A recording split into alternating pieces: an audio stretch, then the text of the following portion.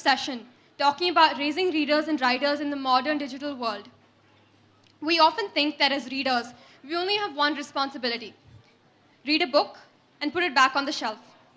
But we're IB students, taught to think and reflect on our choices. So naturally, we also need to think about how our reading habits can change the world around us, and how crucial discussions like the ones we've been having today can enhance the children's book industry. Arundhati, Venkatesh, everyone. Talk today a little bit about readers and writers, raising readers and writers. So the first question that I'd like you all to think about, when you hear the word reader, who do you imagine? What do you, yeah. Is he like a bookworm? So what kind of person is this? Is this, when you say bookworm, is it a very serious, studious person? Yeah? Okay. So this is an idea that all of us have, that someone who reads books must be boring, serious. And books also must be boring and serious. But is that true? Are not always serious. Books can make you think deeply, but they can also make you laugh aloud. And the best books, the ones that I like, I mean, they're best according to me, and everyone can have different ideas on what the good books or the best books are. The books that I enjoy are the ones that make me laugh and think. The books that make me snort with laughter when I'm somewhere in public and then I'm embarrassed because everyone's staring at me. Doesn't that happen? And then when you finish laughing, you also think deeply about what is this character doing and why, and there are deep questions. So you get, as a writer, I get emails from readers with questions that they've thought about when they've read the book. But not all of them are profound. Sometimes, so there's a book that I've written which is called Bukasura. So there are kids who often write to ask, is the monster real? Does the monster really exist? And that's something that's not answered in the book. So they have to think about it. And then I ask them, I reply, and especially during the pandemic, kids were sending in emails and asking these questions, and I would ask them to think and let me know. And many of them would come up with very interesting thoughts. But then there was also a kid who asked me the most profound question, which was, why doesn't Bukasura wear a shirt? Why didn't you buy him one? Why didn't you get it stitched for him? And then the girl also said, when I read the book, I wanted to gift books to Bala. So, then I felt odd and I had to say, no, maybe he doesn't wear a shirt in the book because he lives in Melagam and it's summer and it's a hot place. So not all questions are profound, but some definitely are.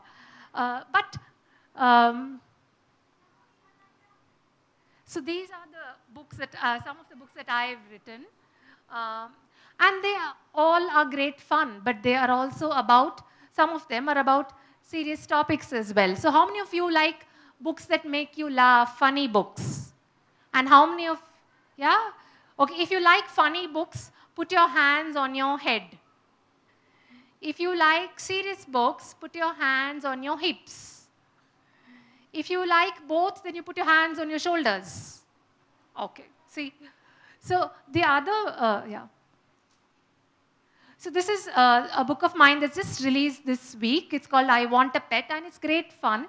It's about this boy who wants a pet. He doesn't want a brother or sister, but he has a sister now, and all he wanted was a pet. But then a buffalo enters his life and refuses to leave, and he has to get rid of the buffalo. So that's a funny book, and this is another book of mine that's coming out next week. It's for older kids, 11 plus. It's about the mathematician Ramanujan. Now, when you think mathematics, you think serious and funny and boring and dull, but the book is none of that. It's great fun because Ramanujan loved puns and jokes, and he was very silly, and he made everyone laugh, and he laughed at his own jokes. So he would crack a joke, and then he would laugh more than anyone else. So the book is great fun again, but it's also about serious themes. It's set at a time when there was the plague in India. So just like we have the pandemic now, so there are kids who are worried about that. It's also about serious issues like caste and pressure to do well in exams and marks and all of that. Now, when we say readers, we said readers must be serious people, right? But what else? Do we think, when we think of readers, what else do we think? Can they be boys? Should they only be girls? Can they be any gender?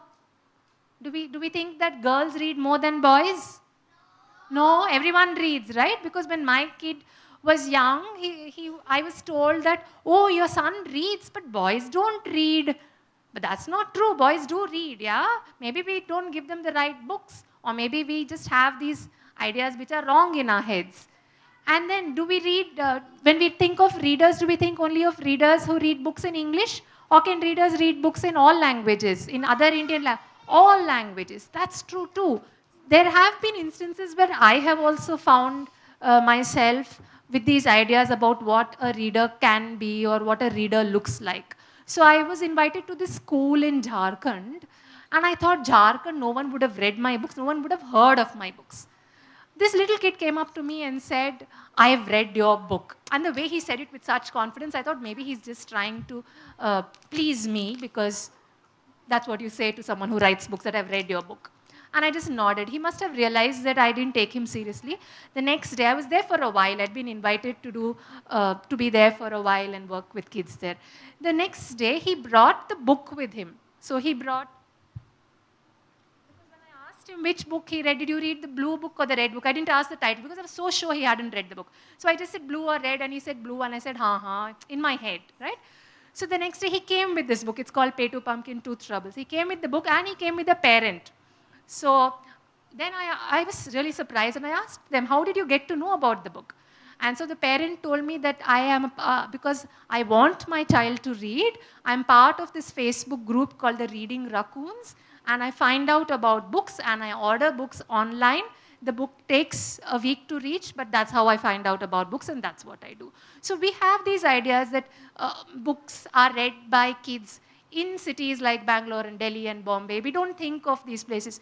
And again, during the pandemic, I had kids writing to me from far-flung areas, places I'd never heard of. Has anyone here heard of Bhadohi? Do you know where it is? I had to Google. I found it on the map. It's a small town between Allahabad and Banaras in Uttar Pradesh. Right? So there are kids there who are reading my books. And I'm so surprised when I write the book, I assume that no one's going to read it. Right? Because that makes it easier for me to write. Otherwise, I'll be so terrified. Oh my God, what will people think? But then there are all these people reading the books. And when we say reader, again, we think of maybe someone in a city who's English speaking, who's like us. Maybe the father works in an IT company, the mother's a doctor. That's what we think. But there are other people who live in cities too, whom we don't see, whom we are treat as invisible. It's only during the lockdown that we realize there are so many people right across the street who we'd never seen. They are the people building our houses. We live in a house, but how many of us knew that these were the people who built our houses? Did we even ask who built my house? What about the children of those people? Can they not be readers? So these are questions that I found myself asking when I was working on lockdown relief a couple of years ago. Because these are kids too, and they are kids who can have fun just as much as our kids do. Now the question is, how do I raise a reader? Anyone wants to answer? How do I raise a reader? Yeah, little boy there? You're raising your hand? That's information based on the age. Okay, yeah. But it's easier, next. It's easier for parents to get their child to read if they are readers themselves, right? So the thing that everyone will tell you is, you want your child to read? Be a reader yourself. But is that easy? I may want my child to be a great singer, but I'm terrible. I can't sing to save my life. So what can we do? We can't do everything. I may want my child to do 10 things, but I may not be good at most of those. So what do we do then? How do I raise a reader if I'm not into books myself, if I didn't read as a kid? How do I get to know about children's books? How do the adults here get to know about children's books? Where do you find out about books? Like I said, that parent in Jharkhand was on a Facebook group. How do you all?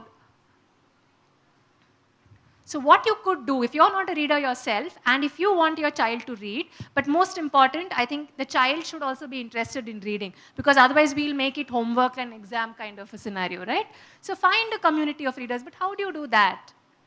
Why don't you join a children's library in your neighborhood? There are names there. If you want to take pictures of those, if you hadn't heard of these libraries, and there's a mistake there, that's not Buguru, that's Buguri, which means spinning top. It's a Kannada word. So these are libraries in Bangalore. They're all libraries in Bangalore. How many of you had heard of all of these? All of them. Great, there are a couple of people. You've heard of all of them. Champaka, Hippocampus, Cozy Nook, Buguri. These are all libraries. And Buguri is special because it's for children of waste pickers who live nearby, who come in. There are thousands of books and they all have fun there reading. So children's libraries are a great option. What else can you do? There are independent bookstores like Lightroom in Cooktown and the Funky Rainbow in South Bangalore. So go into these bookstores, make friends with the people there. They're all very welcoming and friendly. Join reading groups online, like the one I named, the Reading Raccoons. And the Funky Rainbow also runs a mela online every Saturday, like this morning as well. They were running it. It's called the Book Bazaar. And then there are children's books clubs, like Archana Atri runs one called AA's Book Nerds. There are writing workshops online, like Varshara Sessions here. She's here, yeah. Raise your hand, Varsha Sessions. If anyone wants to find out, talk to Varsha afterwards. She'll tell you more about the workshops that she does. So if your child is interested, you can get them to join any of these and make it to events at bookstores. There are fun book readings which happen at Champaka, at Lightroom, and at Ata Galata. Subscribe to event mailers, see if you're interested, make time and plan your weekend. Attend Kid Lit Fest like this one. I mean, you're all here, so you're all doing it already. So pat yourself on the back, everyone. All right, so we talked about readers. What about writers? When we say writer, when I say the word writer, can you picture a writer? Whom do you think of? Who do you think can be a writer? Who would write books? Anyone wants to? Can anyone who reads not be a writer? Yeah? So if you ask any author today, they would have said they would have enjoyed reading books as kids. Us. Yes. Tell me. You Us. can be a writer. Give him a big hand. What's your name? Atharv. Atharv. So Atharv says he is going to be a writer, right? Anyone like him can be a writer too. So that's what it is. And you write what you like to read. If you read funny books, if you enjoy reading funny books, then you write funny books. That's what I do. So it follows. You don't need a degree to write. It's not like something you train for. You don't have to get an MBBS like a doctor does. Anyone can write as long as they like reading. Now, growing a community, we talked about joining a community. What happens when you grow a community of readers? How could this help your local group, your neighborhood, the people there? How could it help the children's book industry? How could authors, illustrators, editors, publishers, and the books improve as a result of this community that we are growing? And why is this important? Something that we'll talk about now. Can you all take a minute to think about it?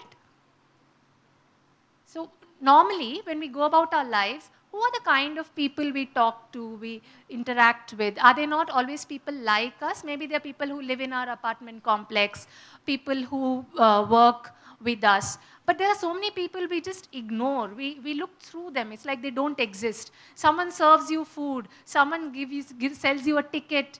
Someone builds your house. And we don't see these people at all. And I think that's why we are where we are as a society today. So when you grow a community of readers, that's, I think, what we are trying to chip away at.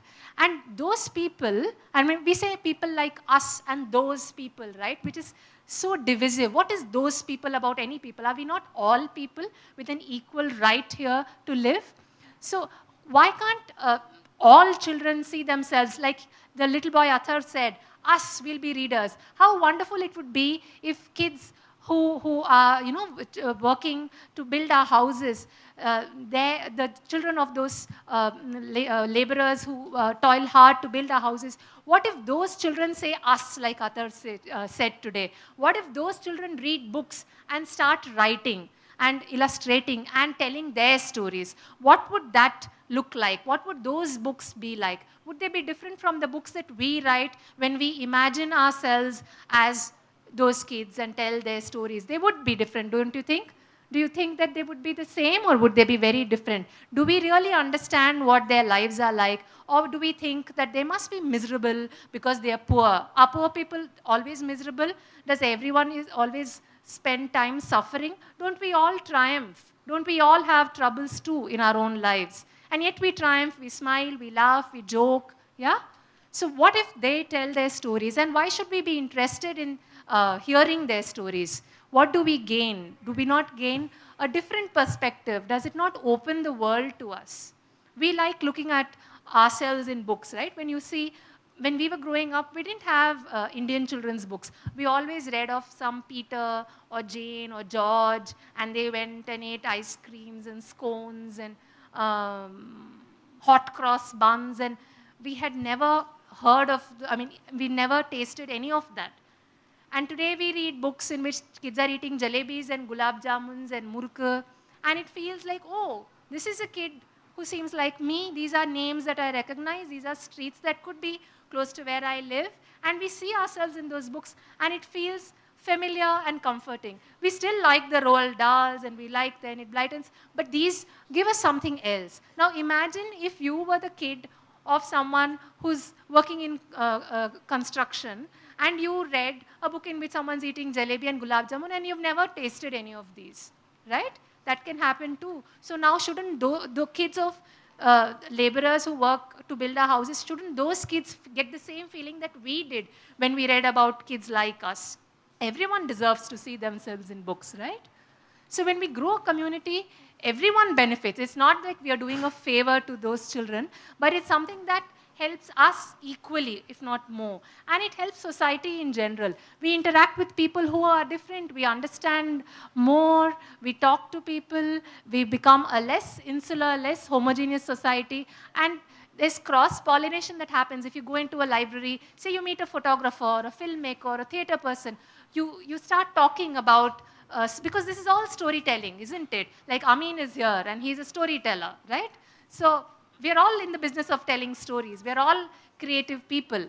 So you could be into film, you could be into music, and you could talk and exchange ideas, and you improve on your own work as a result. What else happens? What about diversity with dignity? We were talking about how authentic stories can be if the people who are telling their stories have lived experience, whose lives are like the stories that they are writing about. They're not just imagining what it's like to be a poor person. They know what it's like to be poor, and so they don't imagine themselves as these becharas, right? Because many decades ago, there weren't many women writers, or at least they weren't given much space or attention. And who was telling the stories of women? It was the men. And what did they think women's lives were like? We were always like only interested in jewelry or clothes. But is that all we are? Aren't we also full human beings? And what happened when women started telling their stories? We had these full-fleshed characters who were interesting, who were complex, who had equally complicated lives, struggles, but they also had they had agency, they had strength, and we saw all that. So what happened with women? That needs to happen with everyone, right? That is not something that we are doing as a favor, but just like as women, we may have felt like, I want my story to be told. Everyone has that feeling. So authenticity in storytelling, let's not just paint people as these sad people with terrible lives, and let's just see what actually their lives are like. If we want to write the stories of people whom we don't know about, then maybe really go spend time understanding what their environment is like, what their families are like, what they do, and then if we write. But it would be much better if they grew up as readers. If they read, then they would be interested in writing, just like Athar, right? And what happens when you have all these points of view? Like we have now books written by various genders. We could have books written by people from various classes. We already have books written by people of different religions and different castes. But what about people of different classes, right? So if that happens, children's literature, we're talking here about children's books, but when children's literature sees these changes, won't that reflect in literature as a whole? Because who are the people who write books for adults? They're also readers, right? They also grew up reading children's books. If we didn't have children's books, there would be no kids who read. And if there weren't any kids who read, then there wouldn't be any adults who read. And if there weren't any adults who read, then where would all the books for adults be? They wouldn't exist, right? Yeah. So when children's literature becomes more representative and better, then what you have is better literature.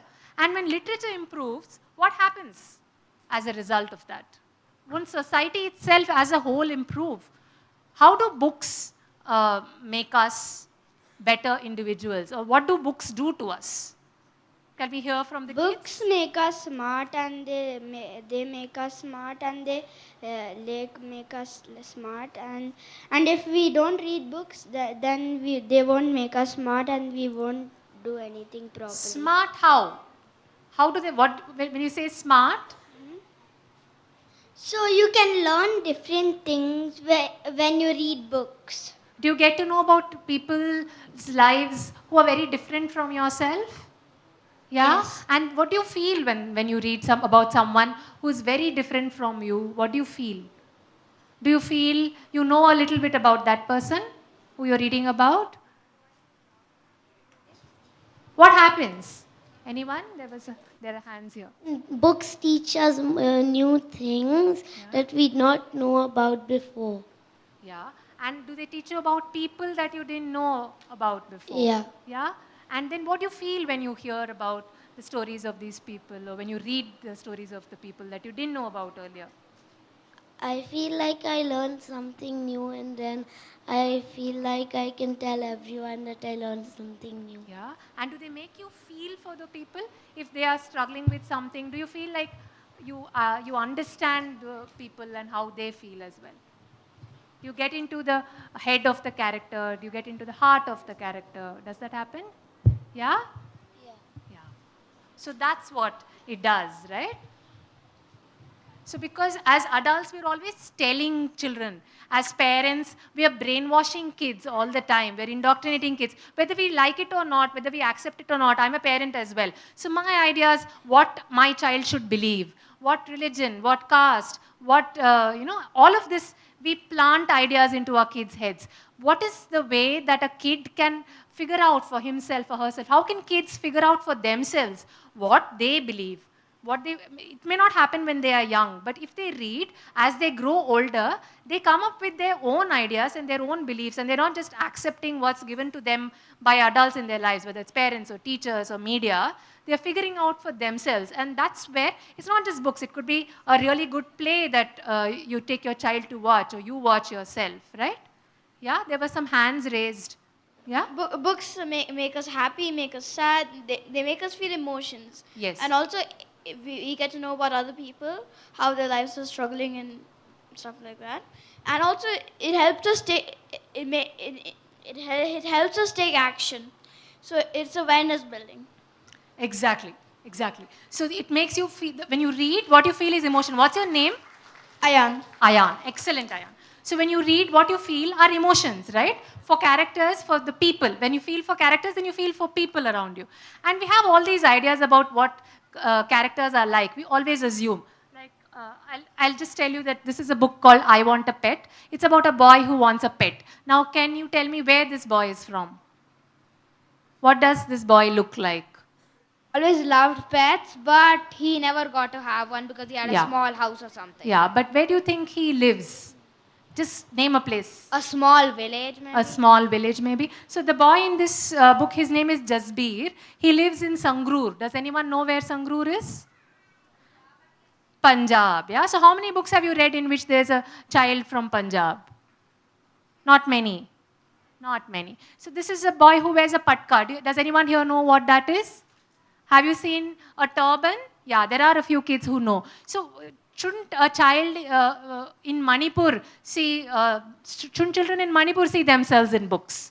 Should it only be children in Bangalore or Bombay or Delhi who see themselves in books? Doesn't everyone deserve to see themselves in books? Rich, poor, from villages, from cities but from places we don't go to, like we were talking about earlier, the children of people who work for us but whom we never see, whom we ignore and make invisible.